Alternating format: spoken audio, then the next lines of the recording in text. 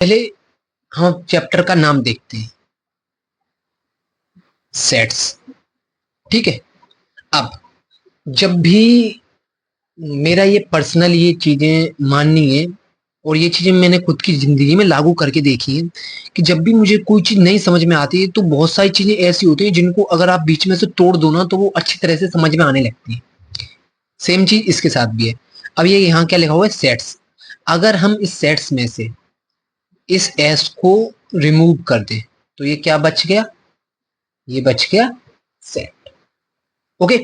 अब ये बताओ मुझे सेट किसे बोलते हैं। सेट आपने हर बहुत सारी जगह पे सुना होगा सेट। देखो किसी भी चीज का ग्रुप या हिंदी में कह लो समूह, वो क्या होता है, सेट। ये लोकल लैंग्वेज के लिए। ठीक है। अब इसी को अगर हमें मैथ की लैंग्वेज में समझना हो तो हम इसको कैसे समझेंगे।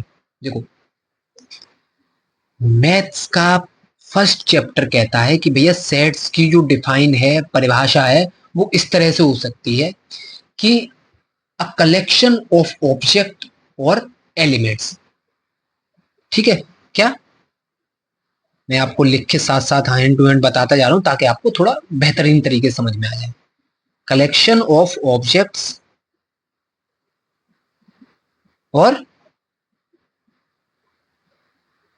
एलिमेंट्स, मतलब किसी भी चीज का कलेक्शन हो, चाहे फिर ऑब्जेक्ट हो या ऑल एलिमेंट्स हो। ठीक है। तो वो क्या है, हमारा सेट कहलाता है। लेकिन इसमें एक छोटी सी चीज और है। क्या, देखो ये कैसा होना चाहिए, कलेक्शन ऑफ ऑब्जेक्ट्स या एलिमेंट्स कैसे होने चाहिए, ये होनी चाहिए well defined. Okay. Well defined का मतलब, इसको थोड़ा और अगर हम डीपली में जाते हैं तो मतलब हम इसको अपनी लोकल लैंग्वेज में कह सकते हैं कि भैया हमेशा जब भी हम करें तो इसके सेम सेट आए। मतलब इसको और अगर मैं आपको अच्छी तरह से लैंग्वेज में समझाऊं तो अगर मान लो मैंने राम से पूछा,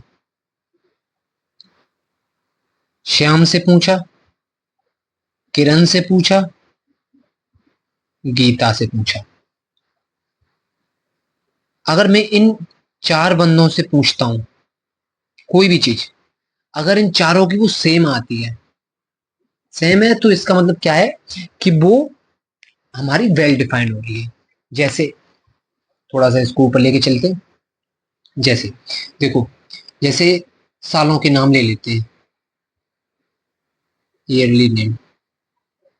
मैंने राम से पूछा यहाँ पर कि भैया नाम बताओ, तो राम ने क्या बताया, जनवरी से लेके दिसंबर तक। अच्छा यही चीज मैं श्याम से पूछता हूँ, श्याम भी क्या कहेगा, सेम चीज निकाल के देगा। किरण से, गीता से, या किसी अन्य किसी भी व्यक्ति को पकड़ लिया जो कि रोड पर चल रहा है और उसको पूछा तो वो भी यही सेम बोलेगा। तो ये हमारा क्या हो गया कि भैया जो भी हम किसी भी एलिमेंट्स का कोई भी कलेक्शन हो लेकिन वो होना चाहिए वेल डिफाइंड, तो वो क्या कहलाएगा, सेट्स। ठीक है। इसको दूसरा इसका एग्जांपल एक और ले लेते हैं, नेचुरल नंबर। मैथ पढ़ रहे हैं तो नेचुरल नंबर। अगर मैं राम से कहता हूँ नेचुरल नंबर बताओ, तो राम क्या बोलेगा, एक दो तीन चार पाँच छः सात आठ नौ दस, इन्फिनिटी तक जितने भी बताए। श्याम से कहूंगा तो वो भी यही बोलेगा, गीता से, सीता से, रीमा से, किरण से, जिस मर्जी से बोल दूंगा, नेचुरल नंबर यही होगा। तो इसका मतलब क्या है कि ये वेल डिफाइंड है। वेल डिफाइंड मतलब ये सेम सेट आ रहा है हमेशा।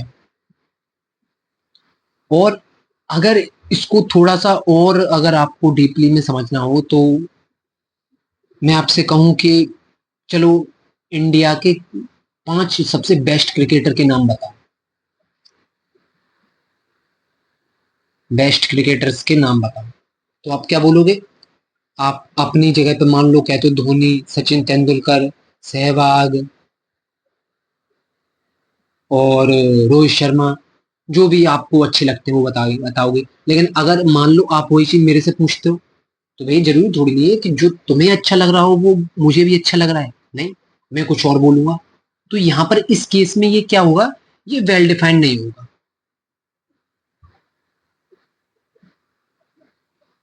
जब वेल डिफाइंड नहीं होगा तो क्या वो, क्या कहते हैं, सेट कहलाएगा? नहीं, इस कंडीशन में वो सेट नहीं कहलाएगा। ठीक है, ये तो था हमारा ये एक्सरसाइज 1.1 करने के लिए कुछ जरूरी चीजें थी, उसमें से एक ये था कि भैया सेट्स किसे कहते हैं।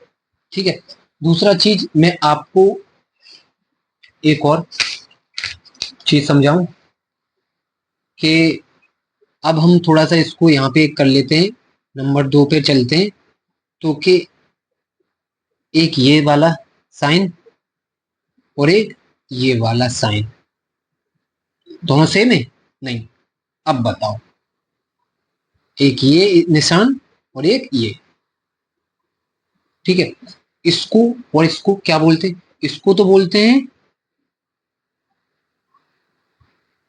बिलोंग्स टू, और इसको क्या बोलेंगे?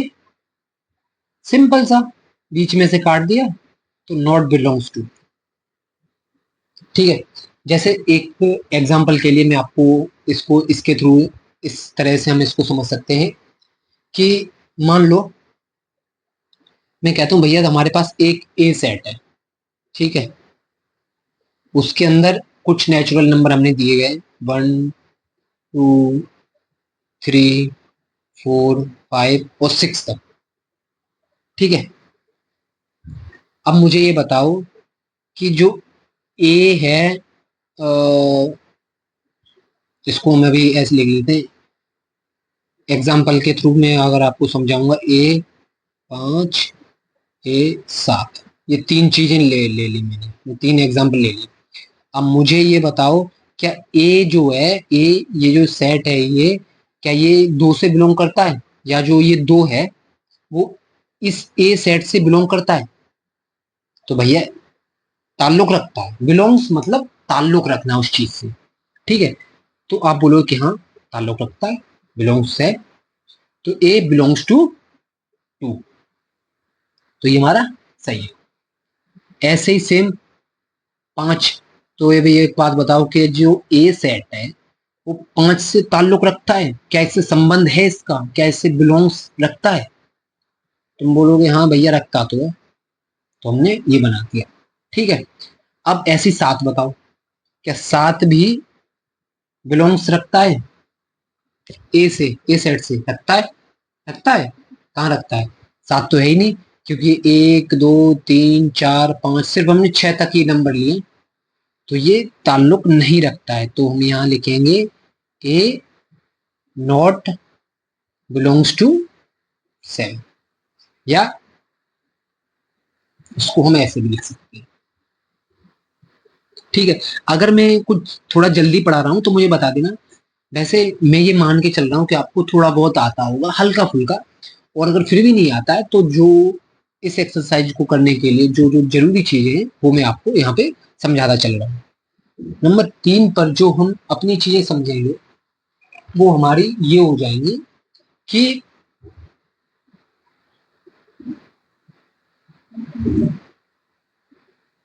ये क्या लिखा है बताओ, रोस्टर फॉर्म और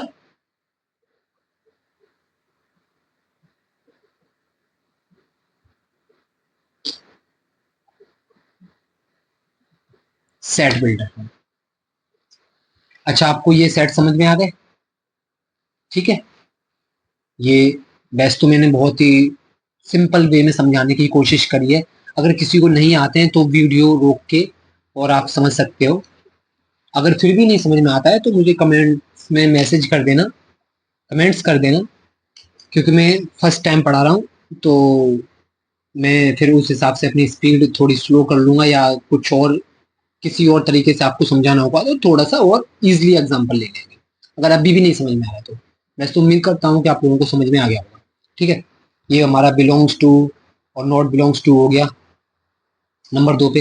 नंबर 3, ये सिर्फ मैं आपको वो चीजें बता रहा हूँ कि भैया जो आपको एक्सरसाइज 1.1 करने के लिए जो जो चीजें जरूरी है, सिर्फ और सिर्फ वो, ठीक है, ताकि आप जल्दी जल्दी से जल्दी चीजें पिकअप कर सको, उन्हें पकड़ सको, ठीक है।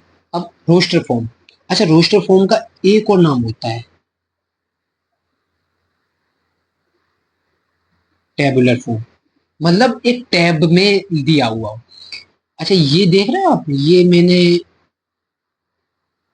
दिया हुआ है, ये लिखा है ए सेट 1 2 3 1 से लेकर 6 तक, इसको हम रोस्टर फॉर्म भी बोलते हैं। और सेट बिल्डर फॉर्म क्या होता है अभी मैं आपको बताऊंगा, तो आपको मालूम पड़ जाएगा। जैसे यही एग्जांपल ले लेते हैं हम, ए इक्वल टू 1 2 3 4 5 6।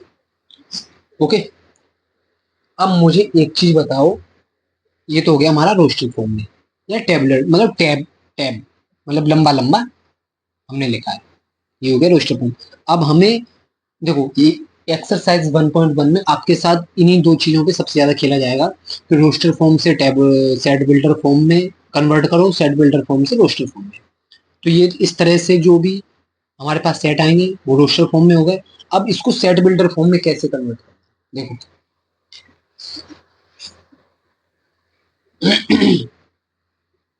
हम इसको ये लिख लेते ए, सम दिखाई दे रहा होगा आपको।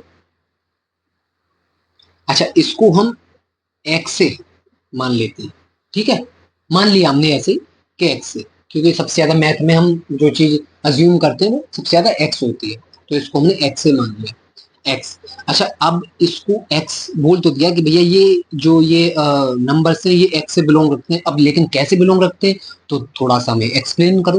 अब एक्सप्लेन कहाँ करेंगे, एक्स इज सच दैट, ये जो दो छोटे से बिंदु लगाए मैंने, इनको क्या बोलते हैं, यहाँ पे हम बोलेंगे such that, x such that x is a, अब पहले तो हमने अज्यूम किया, ठीक है।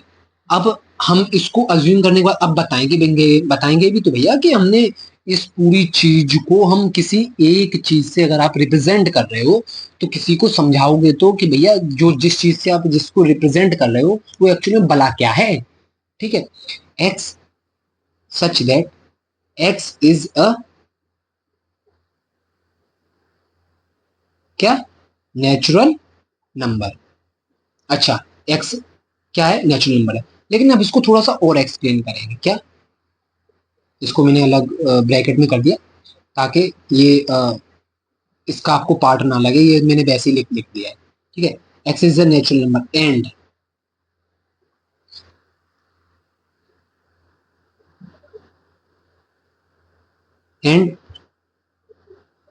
X is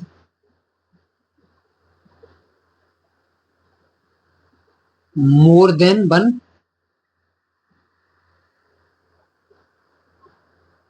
and equal and कितना, लेस देन 7। इसको 7 को ऐसे ब्रैकेट के अंदर हमने बंद कर लिया। अब ये क्या हो गया कि x such that x is a natural number, x एक नेचुरल नंबर है एंड, और जो कि x क्या है कि भैया ये जो नेचुरल नंबर है हमारे वो एक से मोर देन है, मतलब ज्यादा है, और बराबर भी है। अगर एक से ज्यादा होती तो एक से ज्यादा तो दो होती है, तो यहाँ सीधे दो से शुरू होते, इसलिए हम इसको बराबर में लिखा हमने कि x क्या है कि एक से ज्यादा है लेकिन एक से बराबर भी है, और कितने से कम है, 7 से कम है, लेस देन 7। तो देखो 7 से कम है तो यहाँ पे 7 से कम आए, मतलब यहाँ पे 7 नहीं है, ठीक है। तो ये चीज आपको समझ में, अब अभी भी अगर नहीं समझ में आती तो जैसे जैसे हम एक्सरसाइज करेंगे आगे बढ़ेंगे आपको उम्मीद करता हूँ कि समझ में आ जाएगी, ठीक है। और नहीं आएगी तो बस थोड़ी सी तसल्ली रखो, देखो हमारे पास बहुत सारे एग्जाम्पल आएंगे, ठीक है, जिनके थ्रू आप इजिली समझ सकते हैं। ओके, अब ये कुछ दो तीन चीजें हो गई, अब थोड़ी मैं आ जाता हूँ इस बुक पर और आपको कुछ देखो मैंने आपको क्या बताया था, यहाँ ये बताया था कि well defined collection of objects और एलिमेंट्स, मतलब कि एलिमेंट्स कैसे होने चाहिए, वेल डिफाइंड होने चाहिए। अच्छा, अब कुछ चीजें देख लेते हैं जो कि हमें आपको पता ही पता होनी जरूरी है कि भैया हमने अपनी सहूलियत के लिए कहें तो ताकि हमें हमेशा आराम रहे, ठीक है, तो उसके लिए हमने पहले से कुछ नंबर्स अपने डिसाइड करके रखे, जैसे एन। एन एन एन मेरी पेंसिल कहाँ है, ये है। हाँ, तो देखो एन। अब अगर हम देखें तो जो नेचुरल नंबर्स है उनको भैया हमने अपनी सहूलियत के लिए एन से एक नाम दे रखा है कि भैया उसको हम एन से रिप्रेजेंट करेंगे। ऐसे ही इंटीजर्स, जो जितने भी इंटीजर्स हैं उनको जेड से, रेशनल नंबर उसको क्यू से, रियल नंबर को आर से। ये चीज आप ना, ये चीज थोड़ा इस चीज का आप ध्यान रखना, क्योंकि ये चीज ना अब आगे आगे आएगी। पॉजिटिव इंटीजर्स को जेड प्लस से, पॉजिटिव रेशनल नंबर को क्यू प्लस से, रियल नंबर को आर प्लस से। ये चीजें, चार पांच चीजों का आपको ध्यान रखना, ठीक है। अच्छा, अब हम आते हैं अपनी एक्सरसाइज 1.1 करने के लिए, ठीक है। अब मुझे पता है कि आपका बेस एकदम बढ़िया हो चुका है, मजबूत हो चुका है। और अगर आपको वीडियो यहाँ तक समझ में आई है तो वीडियो को यार थोड़ा सा लाइक कर दो, और कमेंट करके ये जरूर बताना कि आपको मेरा पढ़ाया हुआ समझ में आ रहा है नहीं आ रहा है, क्योंकि कमेंट से क्या होता है कि आपको पता है बच्चों, थोड़ा सा अच्छा लगता है, फील आता है पढ़ाने में, ठीक है। और जाहिर सी बात है कि सब्सक्राइब भी कर दो, नहीं सब्सक्राइब करोगे तो फिर वीडियोस और लोगों तक नहीं पहुंच पाएगी, ठीक है, और ज्यादा तक नहीं फैल पाएगी वीडियो, ठीक है। तो सब्सक्राइब भी करो और कमेंट भी करके बताओ कि आपको समझ में आ रहा है नहीं है, ठीक है। और कुछ चीजें छूट जाए तो वो मुझे बता देना। और हाँ, इस एक्सरसाइज में करने के लिए जो जरूरी चीजें वो मैं आपको बताता चल रहा हूँ, और जो कुछ चीजें रह जाएंगी वो आपको आगे बता दूँ, ठीक है। अब देखते हैं which of the followings are sets, justify और आंसर। ये एक्सरसाइज 1.1 करने के लिए ये हमारा पहले क्वेश्चन का पहला क्वेश्चन, हम अपना पहला क्वेश्चन देखते हैं। The collection of all months of a year beginning with letter J. ये कह रहा है कि भैया एक साल में जितने भी मंथ होते हैं उसका कलेक्शन बनाओ, बिगिनिंग विद द लेटर जे। कहाँ से, जो कि जे के लेटर से शुरू होने चाहिए। अब जे लेटर से कौन से शुरू होते हैं, जनवरी, जुलाई, जून। जनवरी, जून, जुलाई, बस यही तीन होते हैं ना, ठीक है। तो अब हम थोड़ा सा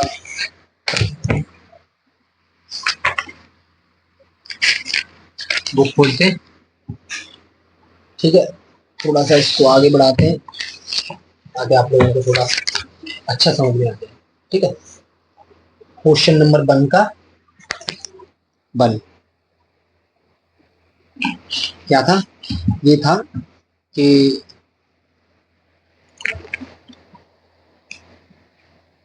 the collection of all the months of a year beginning with the letter J, ठीक है। तो अब हमें पता है कि मैं अगर आपसे कहूं कि भैया एक साल में कितने महीने होते हैं तो आप क्या बोलोगे, 12। अच्छा, इन 12 महीनों में कौन सा ऐसा महीना है जो कि जे लेटर से शुरू होता है, तो अगर जे लेटर की बात करी जाए तो भैया जैन, जून और जुलाई। आपसे पूछूं आप भी यही पूछ बोलोगे, आपकी क्लास के बच्चे से किसी और से पूछोगे आप भी यही बोलोगे, आप किसी अपने बड़े क्लास से के बच्चे से पूछोगे, टीचर से पूछोगे, प्रिंसिपल से पूछोगे, सारे के सबका जवाब कैसा होगा, एक ही होगा, ठीक है। तो क्या ये सेट है, तो हाँ भैया ये एक सेट है।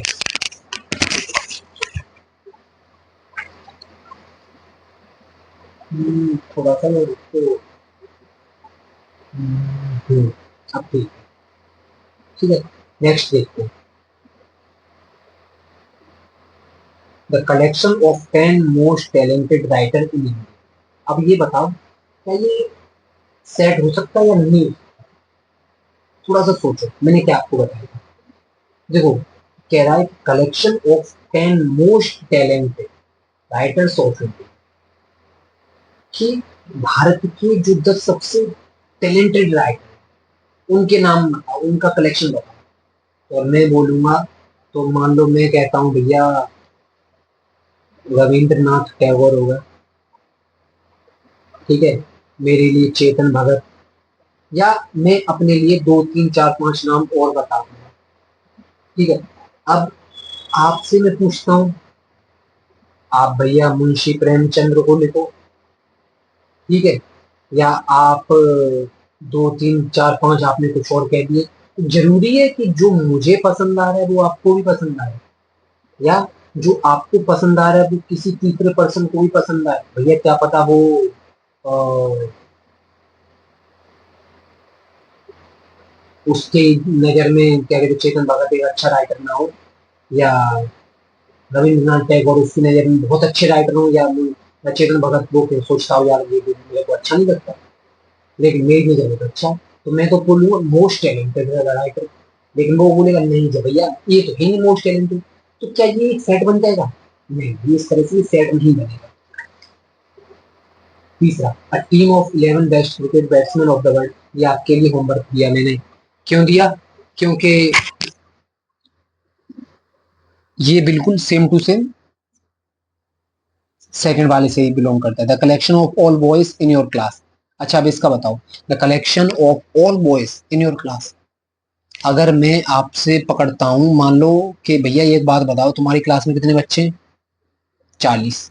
चलो ठीक है, उन सबका कलेक्शन करो। आपने कर दिया, ठीक है। अब मैं किसी आपके क्लास के बाहर के बच्चे को पकड़ता हूँ, वो उसको बोलता हूँ कि भैया अमित की क्लास के बच्चे बताओ कितने। वो आएगा, वो भी देखेगा 40 बच्चे हैं, सबका कलेक्शन बताएगा। आपके क्लास टीचर से पूछता हूँ, वो भी यही बोलेंगे। तो इसका मतलब क्या है कि सबके सेट कैसे सेम टू सेम बैठ रहे हैं, ठीक है। तो ये क्या, ये एक सेट होगा?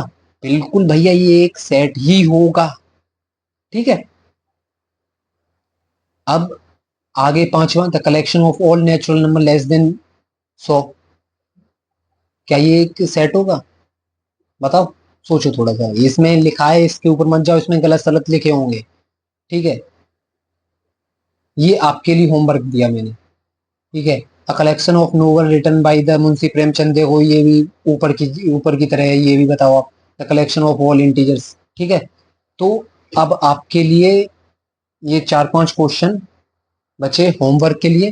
तो अब आप इन्हें करना, और जो भी नहीं आपको समझ में आ रहा है वो मेरे को आप कमेंट्स में बता देना, मैं उसका आगे आपको लिख के दे दूंगा, ठीक है। अब हम अपना अगला क्वेश्चन देखते हैं। देखो, लेट ए 1 2 3 4 5 6, ये हमें क्या दिया, एक सेट दिया, ठीक है। इंसर्ट द अप्रोप्रिएट सिंबल, ये क्या है, और ये क्या है, इन द ब्लैंक स्पेस, ये क्या है, ये क्या भला है? अरे भैया ये अभी बताया था ना मैं आपको, बिलोंग्स टू और नॉट बिलोंग्स टू। मतलब ये जो एक सेट है उसके अंदर ये एलिमेंट्स आ रहे हैं, क्या ये इस एलिमेंट से बिलोंग, क्या ये इस सेट से बिलोंग करते हैं एलिमेंट्स या नहीं करते हैं, बस इतना सा देखना है। मतलब कि क्या ये जो सेट है ए का, जो कि 6 नेचुरल नंबर है, 1 2 3 4 5 6, क्या ये सबसे बिलोंग रखते हैं या नहीं रखते? 5, देखो ये ए सेट के अंदर 5 आ रहा है, आ रहा है, तो ये बिलोंग्स है, तो हमने क्या कर दिया इसको, है बिलोंग्स। 8, 8 कहीं आ रहा है, 1 2 3 4 5 6 7 8, 7 8 तो है ही नहीं, इसका मतलब ये बिलोंग नहीं है। 0, 0 है ही नहीं, तो बिलोंग्स नहीं है। 4 बिलोंग्स रखता है, 2 भी रखता है, 10 नहीं रखता। अच्छा ये थोड़ी सेकंड हैंड बुक है, तो सेकंड हैंड पे मत जाना, आप के पास जो भी बुक हो, क्वेश्चन सब में सेम है, कुछ भी चेंजेस नहीं हुए हैं, ठीक है। थोड़ा बहुत चेंजेस होगा तो वो मुझे पता नहीं, बट बिल्कुल सेम टू सेम है, बस आप बेस समझ लो, ठीक है। हाँ, तो हमारा सेकंड क्वेश्चन भी कंप्लीट हो, देखा कितना मतलब आसान लगा। देखो सिंपल सी चीज है भाई, अगर तुम इसको ना थोड़ा सा ना, इसको ऐसे लेके चलोगे ना कि प्यार से थोड़ा समझने की कोशिश करोगे, तो ये मैथ ना 11th क्लास की मैथ ना बहुत ही इजीली है, लेकिन प्यार से लेके चलो तब। लेकिन अगर जो इसको हवा की तौर पे लेके चलोगे, भैया समझ में ही नहीं आ रही, समझ में ही नहीं आ रही, क्या करूं क्या करूं क्या करूं, तो कुछ भी पॉसिबल नहीं होता। ठीक है।